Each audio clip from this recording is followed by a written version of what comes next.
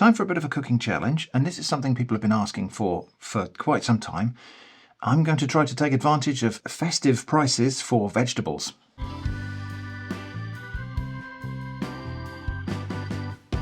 So yeah, at this time of year, literally just right before Christmas, a lot of the supermarkets have loss leader promotions on winter vegetables. So there is no specific budget for today's video, but I'm just going to go out and explore what those vegetables are. We're going to buy some of them and see if I can make something out of them. I'm going to try to make 3 different dishes from the super cheap vegetables I can buy in the supermarkets. And apart from that, it's going to be more or less the regular set of rules. I'm not going to make huge, elaborate, restrictive rules because rules make rules lawyers.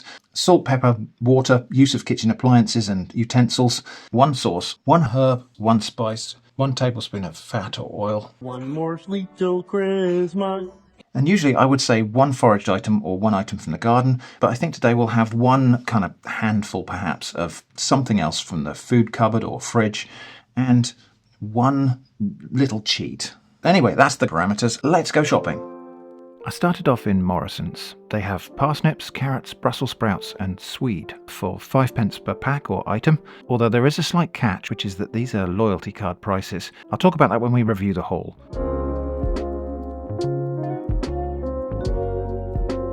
I did also have a quick look at the reduced section to see if there were any bargains there, but I think it was the wrong time of day for the best reductions.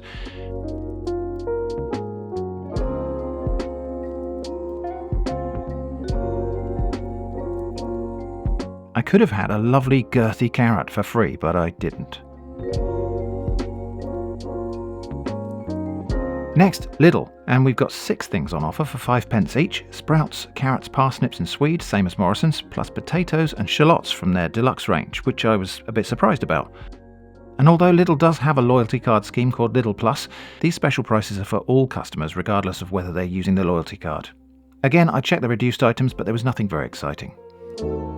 Next, Aldi, and again here 6 items on offer for 5p each, including sprouts, parsnips, carrots, swede and potatoes, which I'd already bought in the previous 2 stores, but also white and red cabbages, so I picked up 1 of each of those.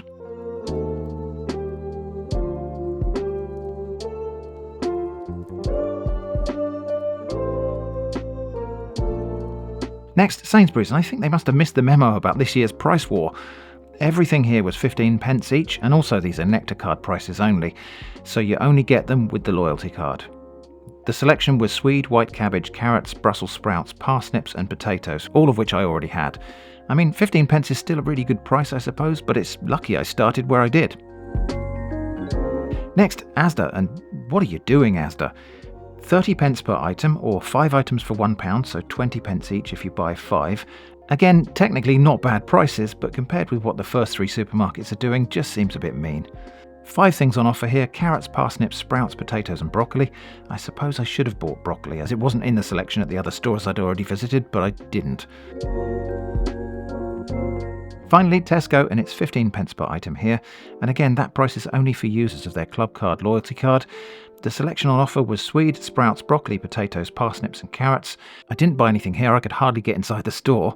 And I didn't visit Waitrose or M&S or any other shops, as everything has a limit, and this was mine. Shopping is done. Here's the haul. Now, I only bought the 5p vegetables. There were some other supermarkets that had prices that were not 5p. I only bought from the supermarkets where the prices were 5p per item or pack. So to begin, Morrison's, 5p for half a kilo of parsnips. 5p for a whole kilo of carrots. Now they did also have free carrots by the door. Free carrots for Rudolph, and they were quite nice big girthy carrots. And there were no rules about only kids could have them or anything like that, but I thought I'd leave those for the kids. You know, for a carrot to put out for Rudolph on Christmas Eve. Brussels sprouts, 500 grams. I know a lot of people like to buy their Brussels sprouts still on the stalk. This is how you're likely to get them in a supermarket, although I think at this time of year you do sometimes see them on the stalk, but this was the 5p deal. And a swede, which, depending on where you live in the world, you may know that as a rutabaga. I think in the north of England and Scotland, a turnip. And of course it's related to a turnip, but in southern England, where I was born and bred, this is a swede, which is, I think, short for Swedish turnip, although I have no idea if that name contains any truth about the origin. So that was Morrison's, 4 items from Morrison's. Next, Aldi, and I got a huge white cabbage, again 5p. And a not so huge, but still very nice red cabbage, 5p. Lidl had a 2 kilo pack of white potatoes. This is a really good value thing, because obviously there's quite a lot of energy in that. Potatoes are, a staple food. For 5p, that is a proper bargain. And Lidl also had 5p for a 300 gram pack of shallots. So amongst all the supermarkets, the only oniony thing that was available. That's what I bought, and I only bought, as I say, the 5p vegetables. I didn't buy I think it was like 15p in Sainsbury's, 5 for £1 or something in Asda, and Tesco had them for 15p, I think. Still good prices, but I only bought the 5p. So my little cheat I've already chosen. Because I have the Lidl Plus app, I also get the occasional freebie. I get a voucher sent to me for a free something or other. And so these were free. I mean, for certain definitions of free. These free items that you get with the loyalty card are free at point of sale. The cost is that you're sharing data with the supermarket, so you're giving up a little bit of privacy in exchange for cheaper food. Make of that what you will. I know some people really don't like that. I know some people don't care about that, but that was the deal here. So yeah, these crisps, which are cheese and onion crisps, and they're probably very good. Actually, I think I've had these before. They are quite good. They're tasty. They're a bit like kettle chips. Those were free because I had the Lidl Plus app, and because obviously I've spent stuff in store previously. That's a voucher they sent me. So anyway, that's the haul. Now I've got to make 3 dishes out of this lot. So first dish I'm going to make is a vegetable bake. A bit like dauphinoise potatoes, but it's going to have more than just potatoes in it. So I'll have a couple of carrots, a couple of parsnips. This is quite a good dish for using up odd and wonky little bits of vegetables that would be difficult to, small parsnips don't roast as well as big ones, for example. And one day I must do a video about all the different potato dishes of the British Isles. We've got some wonderful potato dishes with equally wonderful and weird sounding names like colcannon and clapshot and rumbledy thumps, to name just 3. So this dish isn't going to be any of those, but it is just going to be a vegetable bake in a creamy sauce. So to begin, I've got the mandolin side of my grater, and my carrots, I haven't peeled them, I've just given a little wash. And these will just go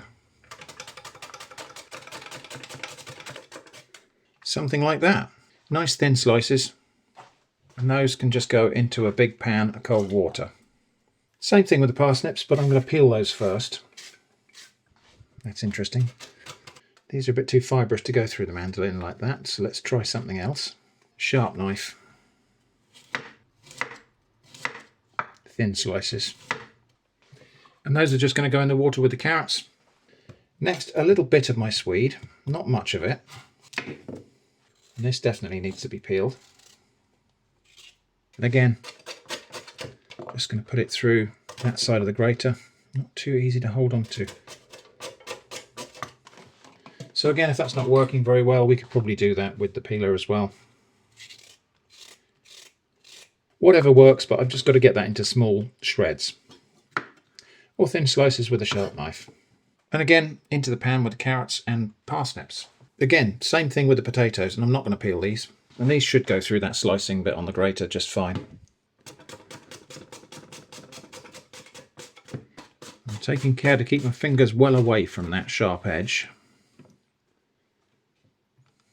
It's not that sharp, but if I apply any kind of force on there, I could cut myself. Okay.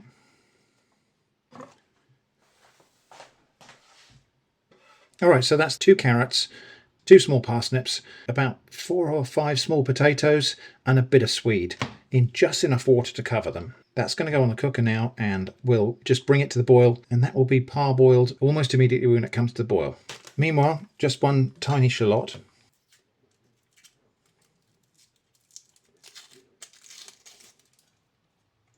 And this again is going to be really, really fine slices. Okay, so like that. Just set that aside for the moment. Next thing is my handful of something from the cupboard, which is going to be some roasted salted cashew nuts. And these I'm going to blend to make something like cashew milk or cashew cream. So our old friend handheld blender. And just enough water to cover them. And we'll blend those to as smooth a mixture as I can possibly get. Let's give that a try. So that's now a really creamy mixture. And it tastes like it's got dairy in it, even though it's just nuts and water. While we're waiting for the vegetables to just come to the boil, I'm just going to put some black pepper in that. And my herb, which is going to be some of my Spanish thyme. About, must be less than 1/4 teaspoonful there. I'll just give those a mix to let those flavours have some chance to infuse into that mixture. But yeah, look at that. As soon as those sliced vegetables come to the boil, the onion goes in with them. That will simmer now for 1.5 minutes. And then drain. And I'm draining over a jug rather than over the sink because this liquid, we're not going to let that go to waste. These sliced vegetables, which are now blanched, back into the pan there for a moment, just for 1 minute, just so I can have a vessel to mix something in. And then in goes this cashew cream.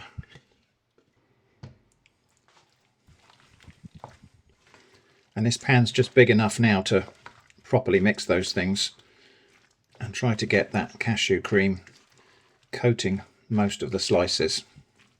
So now this lot just straight into an oven-proof dish. Okay. Press everything down to try to flatten out the layers. You know, you could spend time artfully arranging that, but just pressing it down like this will get the layers all pressed together, get the air voids out. That's it. So that's now going to go in the oven, 180 degrees Celsius for about 25 minutes. To minimise waste, so this is the water from cooking those vegetables. So I'm going to tip that into the pan to get that last bit of cashew cream out of there, and similarly the jug, the vessel for my handheld blender, and washing that out with that vegetable stuff just so we can get that nutty flavour, that last little bit of cashew cream out of this vessel. And same thing here, just swish that around. Now you might be thinking, where's the salt in that potato bake thing? But don't forget, these cashew nuts are salted, roasted and salted. So I shan't add any additional salt. So that goes back in there. You can see that's different. Just that little bit of cashew in there has given that a more milky look. Yeah, as I say, that's going to be the base for a soup I make tomorrow. Just thinking ahead to tomorrow. So this soup I'm going to make, I think it'll be nicer if the parsnips are roasted. And since I've got the oven on now to bake that vegetable bake, I'm going to take advantage of the capacity.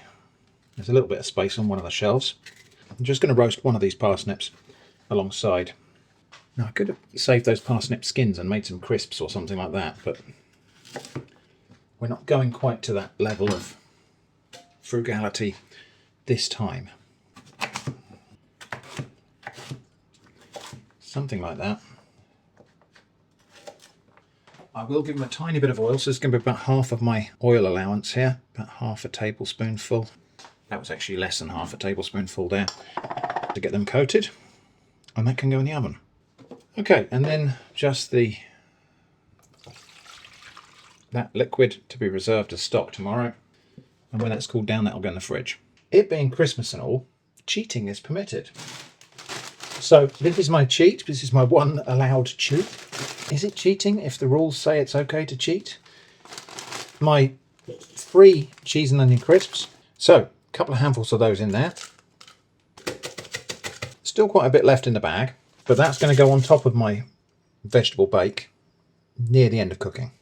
Right, I think we're not far off the end of cooking. That's the potato dish. That's the dish as it stands at the moment. I'm just going to temperature probe this to make sure it's hot all the way through, but that will also give me the opportunity to just probe and see how soft those vegetables are. Yeah, it's up to about 89, which is about as hot as that will get. So, my crushed cheese and onion crisps across the top.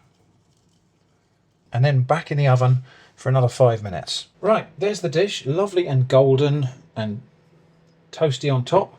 Now this is a side dish, so I'm serving this with some of my leftover Christmas pie from that video about Christmas pie. You could make a load more of this and serve it as the most substantial part of the meal, maybe with some eggs or something like that, or ham or both. But let's see what it looks like when it comes out. It comes out in quite nice coherent slices, which is the desired effect. It's got crispy edges and a gooey, hopefully creamy centre. Right, I'll have a little taste of this now, as is. Now I normally make this with a cheese sauce, like a Mornay type sauce. And this is very different. Whilst it lacks that cheesiness, although some of that is given back by the crust, the cashew nuts give it a sweetness and an earthy nuttiness that really complements those root vegetables quite well. So yeah, this is a side dish and a foil to my leftover Christmas pie, which I'm having trouble serving up. So a little bit of extra gravy. So I think it's a side dish. It's going to be pretty good. And obviously, given the cheapness of those ingredients at this particular time of year, that could be scaled up massively. So there's almost half of that left. And well, I really enjoyed that. Jenny was not a massive fan of the cheese and onion crisps on top. I understand that. I may have that for breakfast tomorrow with some baked beans on it. In fact, we could have made a whole meal, really, of this and a tin of baked beans, which was cheap enough to fit in budget, and we still wouldn't have gone over £1 with those vegetables. So, you know, there's that. Anyway, tomorrow, I'm going to make a couple of other dishes. The next thing I'm going to make is just a really simple vegetable soup. So I've got cabbage, carrots, potatoes, one of my shallots. I've got this. This is the liquid that we parboiled those vegetables in yesterday. Plus, it's got some cashew stuff in there as well, a little bit of. Plus, we've also got the parsnips that I put in the oven to cook alongside this potato thing. These barely got roasted, but they have been softened and they've got a little bit of colour, so that will have changed the flavour. And this soup's going to be really simple, but soup can be simple and still be wonderful. Before we go any further, however, I'm going to use this leftover baked vegetable thing as well to go alongside the soup. So I've got a baking tray and a tiny, tiny drip of oil on there. So that takes me up to about half of my oil and fat allowance. I've got about half a tablespoon left. But anyway, just oil that tray. And this baked vegetable, not exactly gratin, but this baked vegetable thing, I'm going to cut into 4 little portions like that. It doesn't matter that it's getting a bit mangled, because the next thing to do is this. Onto the tray and squish. I'm going to put this in the oven and bake this again, and hopefully these will crisp right up while I'm cooking the soup. So those are going to go in the oven at 200 Celsius, and hopefully they will crisp up. I don't think they're going to go as crisp as crackers, but hopefully they will be some sort of crispy roasted things, and we can either float them on top of the soup or dunk them in the soup or just serve them alongside. So for this soup, one of my shallots. Now if I wanted to be really super frugal and everything, we could have made some stock out of that. We could have boiled the onion skins in some water and made stock. I'm not going to do that today, but that's an idea we could do if we were really, really stuck for flavour. Okay, shallots just diced up like this. My remaining oil and fat allowance I'm going to take in the form of butter. So I've got about half a tablespoon of butter left. So that's about half a tablespoon of butter. There is the tablespoon measure. You know, you be the judge. And I'll put those shallots straight in there. As soon as that starts to sizzle, I'll turn it right down. I only want to gently cook those to caramelise them. So white cabbage, I'm only going to need this little bit here. So we will have to think of another thing to do with lots of white cabbage. Spoilers, it's already in my head. And the soup is just going to be vegetables chopped and boiled in stock. So I'm going to cut this into pieces that make sense in terms of how long they're going to need cooking. I'm dicing all of the vegetables so that we get a soup or a stew, if you prefer, that will be easy to eat with a spoon. require a fork or chopsticks or anything like that. It will just be a chopped up vegetable soup. I'm just going to go and check on those shallots, make sure they're not burning. They were not, but I think they needed a little stir. So cabbage in there. Now for soup I will peel these. So just, it's all about aesthetics really. The skin is perfectly edible, but just a little bit kind of scurfy. And again, the speed of cooking for this will depend on the size we cut it to. But small dice.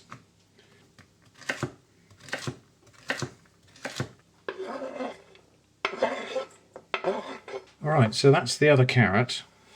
So I'm going to cook those bits first and get them starting to soften. Then the potatoes and parsnips can go in once these have started to cook a little bit. So in with the liquid, which is the reserved. So this has already had vegetables cooked in it once, so it's already got that flavour infused into it, and now we're going to do the same again. One more thing that can go in at this stage as well is these onions. I'm not going to take them any further than that, or else they will just burn.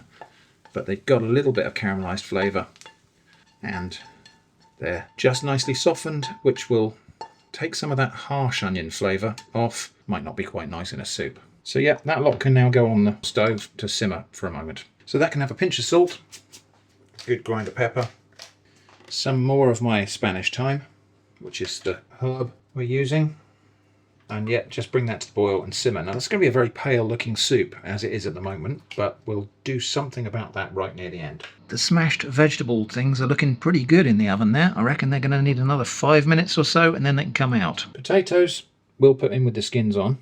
So these are going to be cut quite small again. So tiny dice is what we're going for in this soup.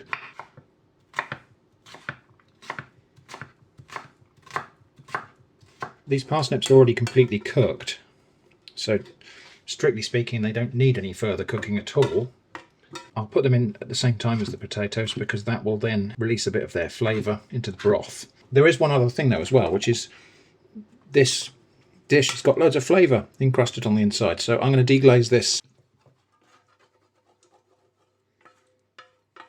Right, the soup is simmering away nicely. I've just put the pan deglaze in from that dish. Potato can go in now as well, and parsnip. It's going to be quite full up actually, so maybe I just needed a bigger pan. Meanwhile, these have come out well. Let's just see if I can get them. Yeah, they're going to come off the tray, okay. But yeah, like I say, they're not gone crispy, but they have gone toasty. I think what we'll do is float that on top of the soup for serving it. Oh look, I get to taste a bit. Good. I mean, these are essentially a lot of the same ingredients that are in the soup, but we're presenting them in a different way. I've transferred that soup into my larger pan because frankly that was ridiculous. So we had the herb, which was thyme. We've had the cheat, which was the cheese and onion crisps. We've still got one spice and one sauce. So my spice is just going to be some sweet paprika. Probably just a heaped teaspoon of that in there. Right, everything in there is now cooked. Just have a little taste of that broth for seasoning. About right. It might need a little bit more salt, but we can do that at the table. So now for a textural adjustment.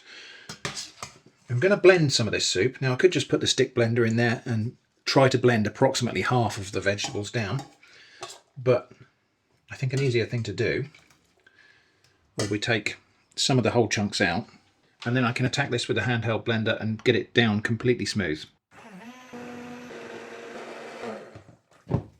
So yeah, that allows me to get that really nice and smooth and almost silky. And then those whole chunks of vegetables can go back in. You know, that way we've got a really nice smooth soup, but also with some little bits of interesting vegetables in there for texture. Right, time to serve.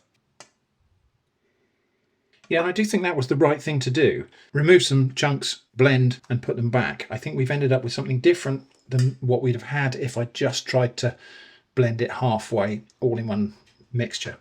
My stomach is rumbling. I don't know if you can hear that, but I think the idea is then I'm going to serve that on half of it like that. But I'm just going to go and serve Jenny's while it's nice and hot because I've got one more little modification to do on mine. So Jenny's in charge of her own seasoning. I'm going to have a bit of gochujang in here. This is my sauce allowance, or part of it, because I like a little bit more spice than Jenny. So I'm going to attempt to just mix in a tiny bit of gochujang to just give that a little bit of a spicy punch. That was about half a teaspoonful that went in there. Obviously, if I was going to make the whole batch of soup like this, I could have done that in the pan. Well, it does make a difference. And we'll be using this again in the third dish. So, winter vegetable soup with crispy, what is this, a rosti or something? Anyway, tasting time. Considering the simplicity of the ingredients, this is a really, really nice soup. It's just sweet, earthy, really kind of autumnal, wintry vegetable soup. And that mixed texture, heterogeneity of texture, I suppose not everybody's going to like that, but I do. Let's try a bit with the little accent of toasted vegetables. Just another couple of little layers of flavour, and also a little bit of crunch, which is another layer of texture. I like that. Good soup. So we've got a ton of vegetables left. We're going to do some pickling. Now, I did actually mean to use the sprouts in that last dish, and I forgot. So we will put that right now by using these in a pickle. So this is going to be a fermented pickle. So this video is only going to document the beginning of that pickle. If you want to see how it turns out and watch me taste it, that's going to be in a random stuff video sometime in January. I'm using this peeler because we're going to use this to actually shred the vegetables. I don't actually, do you know what? I'll use it for shredding the vegetables, but I still get on better with this style of peeler. Just muscle memory, probably. So yeah, we're making a fermented pickle, which will have something in common with sauerkraut and kimchi, but is not actually either of those things. It's probably leaning a little bit more towards kimchi than sauerkraut because it's going to have spices in it in the form of gochujang, which is not what you'd normally put in kimchi, but it will work. I'm going to shred these vegetables into quite fine ribbons because it will pickle fast that way. And also it'll be quite an interesting and delicate pickle, I think. And then these ribbons are probably a little bit long as they are, so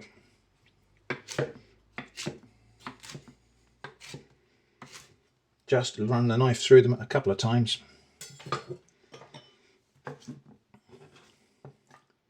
Put those into a bowl. Now I'm going to prepare all the vegetables separately into separate bowls because I want to make this look pretty in the jar.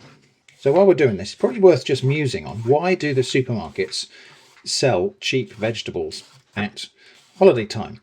I say holiday time because it's Christmas and typically Easter as well.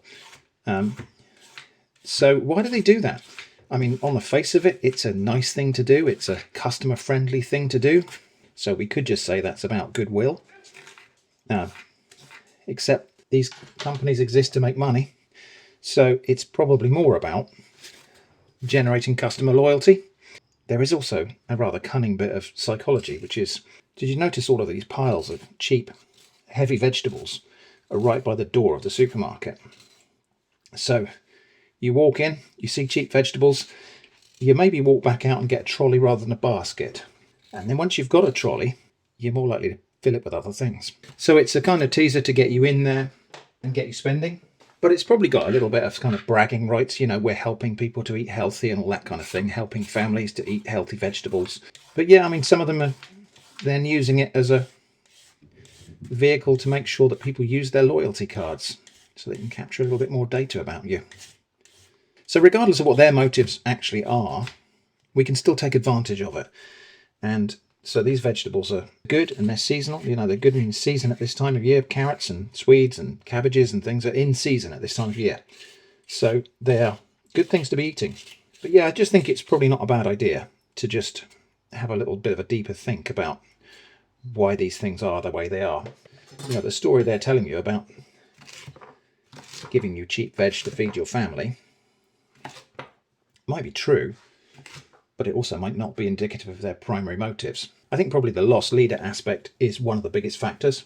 They are using this as a vehicle to get people into the store, to generate customer loyalty, but to get people in so that they might be more likely to buy the expensive stuff inside. But I think if you know that, then you can choose to participate in the process somewhat on your own terms. So, you know, you can still go in there, buy the cheap veg and walk straight out if you want to. Anyway, yeah, this pickle is going to be lacto fermented. So this is going to be pickled by the fermentation process. So we'll put some brine over these vegetables, some just salt water, and that will encourage certain kinds of bacteria to thrive.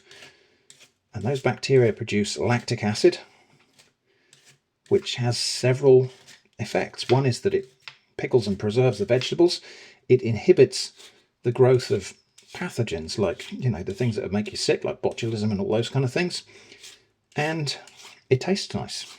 But unlike a vinegar pickle, this is just going to be vegetables in salt water with some spices.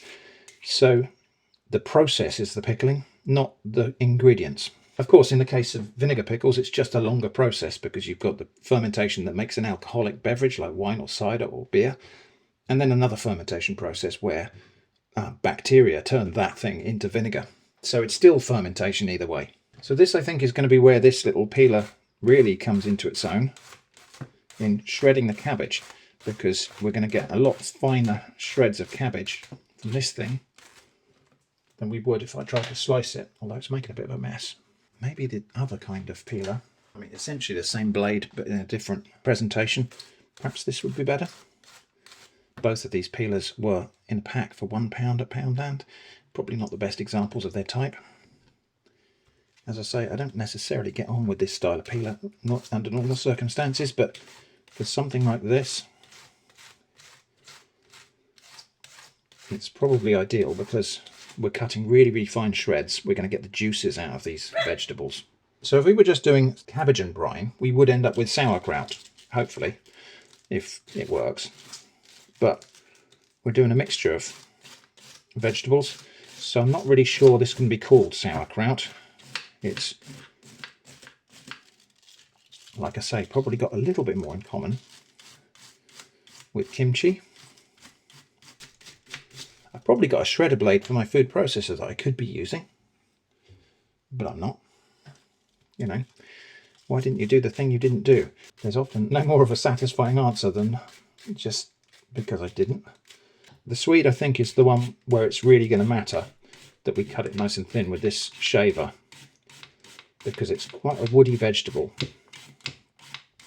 But cutting really nice thin slices like this will allow that pickling process to transform it into a crisp vegetable rather than just a crunchy one. The Brussels sprouts, obviously I'm not going to have much success trying to shave those, so these will be prepared just by taking off some of the outer leaves and a bit of the woody stalk. Just sometimes those outer leaves are a bit bruised and dirty. And then these sprouts, I'm going to slice them.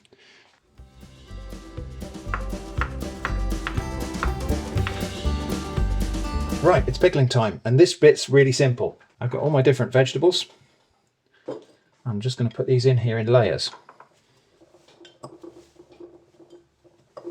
And we'll try to go for contrasting colours.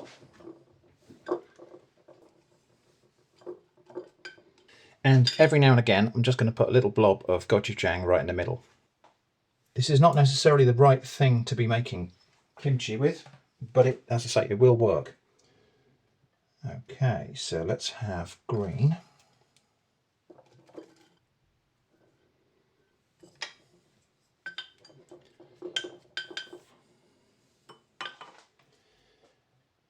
And this is the thing I think might well dominate. The purple is going to come out of this red cabbage and probably stain the other things. So we'll see. This might end up all the same colour, despite the layering. Right, I'm just going to continue until the jar is full.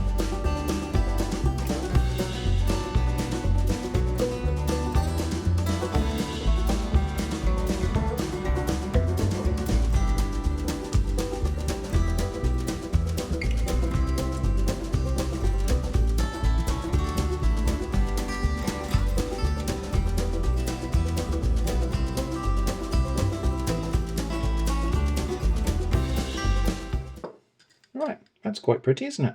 Now I've got some veg left over. These will not go to waste. We'll find something to add these into. I might actually just put them in the fridge until I've seen how this settles. I've left a little bit of headspace in here because we need to make sure that everything is completely immersed by the brine. This is how I prepared the brine for that. I'm going to make about a litre of brine. I don't know if we'll use all of that. So I need to mix salt and water. Ideally I'd use bottled water for this because it has no chlorine in it, but that's not available in the cooking challenge, so I've just used tap water. Last night I poured a jug of tap water. I've left it out overnight.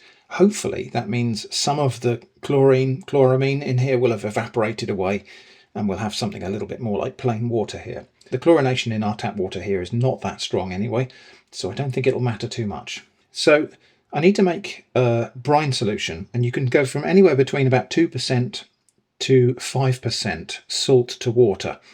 So it's going to be a litre of water, 1,000 grams. I'm going to go for 3% salt, so that's going to be 30 grams.